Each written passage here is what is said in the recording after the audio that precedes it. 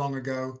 And I know that you're involved, Simon, in trying to have the UK government and just the world in general have a better idea of what we do in terms of relocation. Yeah. We are a mysterious organization, whereas lots of people think that I have people who move boxes and put them on trucks on a daily basis, and when I tell them I don't, they go, well, what do you do? And then you have. I'm still with you. I started to jump in there, but you opened up a really good conversation. I said we know each other forever, so we can talk for hours. This is something.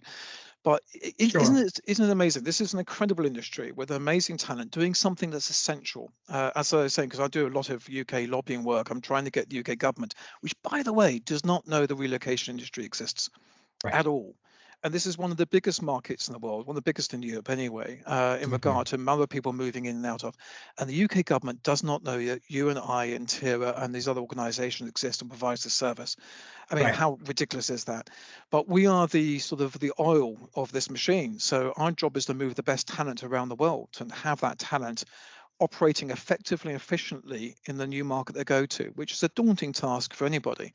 But we do this, all of us do this and do it at an amazing level. And it is something that's extraordinary that just the UK government doesn't recognise it.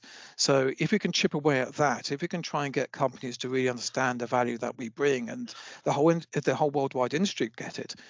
We did some really interesting research on what we think the UK value of the industry is in economy for the UK, and it's in the billions, and it's extraordinary, and we should be so proud of that. And this is why I sometimes get quite excited about this area, because I think we should be fiercely proud of it, and we should be standing on soapboxes and telling everybody why this industry matters.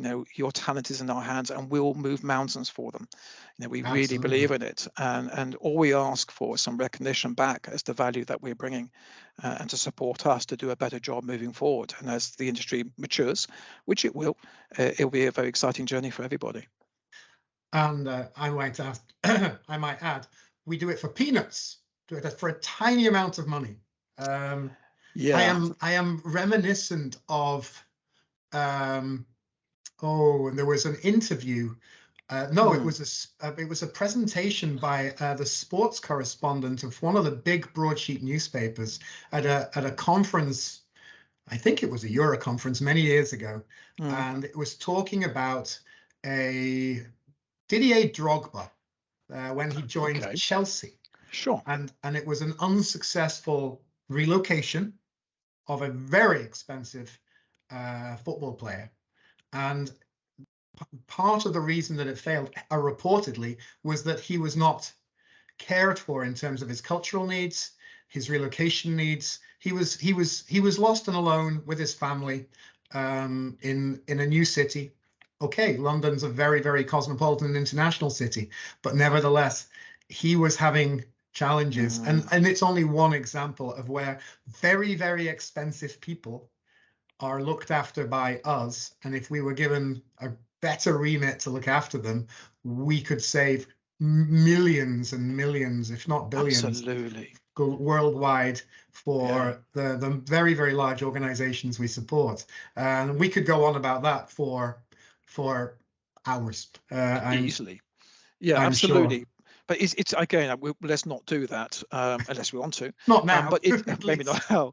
But it is incredible, isn't it? You've got one of the world's top talents there, and a footballer coming to, again, I'm biased, one of the greatest cities on earth, to have the most amazing experience, and it failed. And it failed for what is a relatively modest amount of money, in the sense of that companies such as us could have stepped in and really made him feel loved and welcome here and really enjoy what the UK could offer. And it's tragic when things like that happen. And it's a modest sum of money for what we do. But if we get it right, it saves our clients a huge amount of money. It makes their signing so much more profitable and more productive. Everybody wins. Absolutely. Just to conclude our conversation, Simon, I'd like to ask you about where you think we're going in 2023. This has obviously been a year of massive upheaval in terms of, well, if we're talking about the UK, are now the consequences of Brexit coming out? That's one question. And this isn't an invitation to politicize, but there definitely have been impacts of Brexit, which have been hard to separate necessarily from the impact of the COVID pandemic. And now that we're opening up again and then we're coming out of that, but also then the conflict in Ukraine, which, you know, I'm based in Budapest, for those of you who don't know, and I'm physically and geographically a lot closer to where the crisis originated, but it's affected everybody across Europe and probably beyond. So how do you feel about where we are right now as an industry, about how you feel for icon relocation and associated businesses in 2023? How do you feel? That's a really good question. I'm just trying to see if I can answer it in a reasonably succinct way. If anybody knows me, knows that that's hard. Okay, let's try and take that in order. In regards to the Brexit issue, it's no secret I wasn't a big fan of Brexit. My view is, could we survive outside the EU? Of course, but the pain wasn't worth the gain.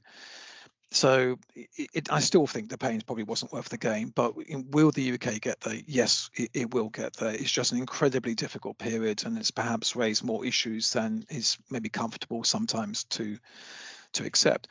However, the UK will get there, and I think if anybody doubts that, then there's a conversation to have. So it is an unnecessary challenge in a challenging time.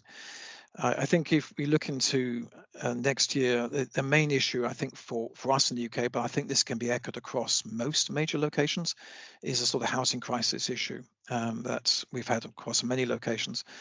And for those who don't know, the UK has definitely been up there. The demand for accommodation in the UK has just been phenomenal. I mean, you could argue it's a success story.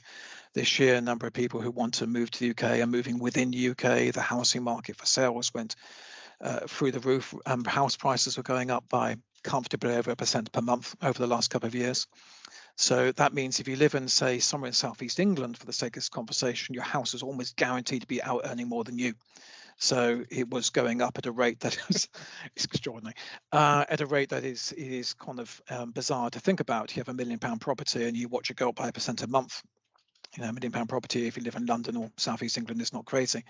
So that had an enormous impact. So therefore, the rental market was starved of properties, and so we were having a very difficult market. I think we've probably seen the worst of that. I believe going to next year, we're going to see a more balanced housing market, which has got to be, I think, really good news. So from that point of view, I think the Brexit is a problem, but it's manageable. It's the housing market, I think, will get better. The war in Europe, there's nothing I can say here apart from just sadness around everything to do with this. But you know me, I'm always an optimist, and people keep saying, well, there's every reason to be pessimistic. And go, well, sure, plenty, but there's plenty of reasons to be optimistic. There is, I think, a lot of opportunities coming up, certainly from where we are in the UK in the next year or so. And you can focus on the negatives, or you can focus on positives, and there are plenty there.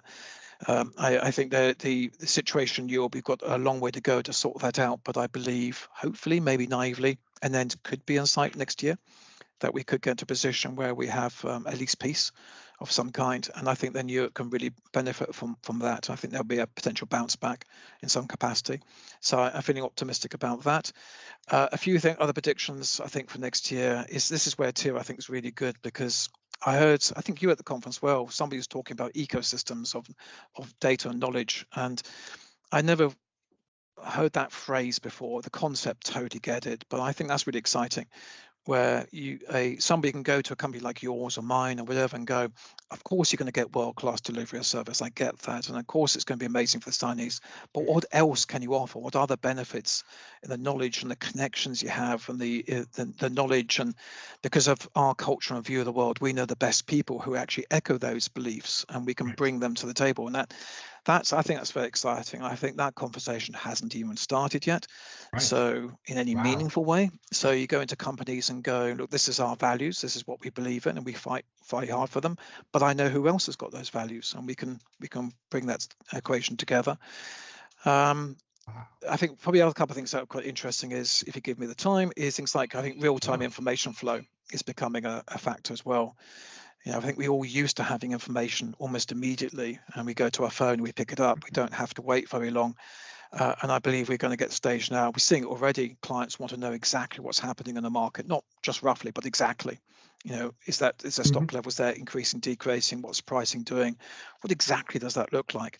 And I think that's exciting, because when we get to the stage of doing that, we can work with a client before they even relocate and really plot out what the market's doing, what the highs and lows are, trying to give them better advice about what success might look like and how you can navigate to that in a quicker, a simpler way. And so I think that's quite an exciting one for next year as well, of trying to get this information bottled up in new ways back to clients. So yeah, there are reasons to be negative, but I rather not focus on that. I think the opportunity for next year is great. I'm feeling reasonably optimistic about it. We've just employed more people here, so we've just grown this year, because I think next year is going to be different, but not necessarily bad. Excellent. Thank you. It's a breath of fresh air. Not that I've had too many negative conversations. Obviously, you and I were both in the United States and in Costa Rica for a range of conferences over the past few weeks, and obviously, so it's our first time really since 2019 to get together over that that part of the world and have a lot of conversations about how people are feeling. And I think the overriding feeling was positive, that not just that 2022 was an incredible year, which it was for almost everybody, but there's no reason why that wouldn't continue in our industry. I do remember, we're both old enough and wise enough to remember the global financial crisis of 2008, and my attitude at that time was, I'm just not going to participate. I'm going to be successful, and it's going to continue. And that was almost true. We had definitely a downturn up to around 2011, 2012. Sure. But yeah, positivity and going, okay, no, I'm going to make things more successful. And how we would bottle that, which you already alluded to, is another question. And yeah, I mean, even before I started in this industry, I talked about, and this is pre-internet days, when I'm living in Budapest, and I prided myself on, I either know how to fix that problem, or if I don't, I know somebody who will know how. Wow. And that translates beautifully into our industry, and the wealth of knowledge that we have. I'm sure either of us could run relocations into like 150 countries plus. We'd probably know, either personally or by association, the best relocation service provider on the ground in that location. For sure. And not that I'm planning at any time soon to get into the global relocation management business. You clearly, Simon, you're already down that road.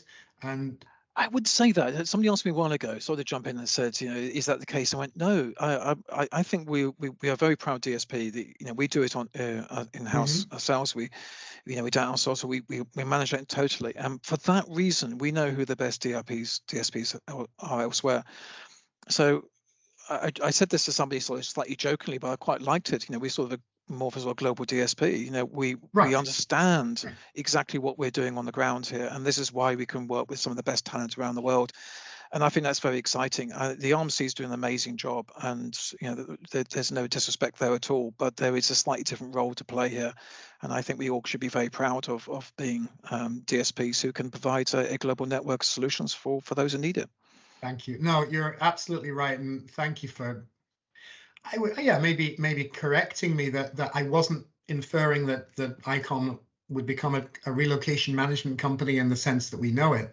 Just that, but and I'm seeing an increasing number of partners that can offer global outbound business at a DSP to DSP level. So let's say a large DSP offering, hey, we can do a great service in this country. Could you also do that in a bunch of other countries for us, as if you're talking to your client? And you've got, sure, absolutely. But it's only within the context of that level of service, or that scope of service.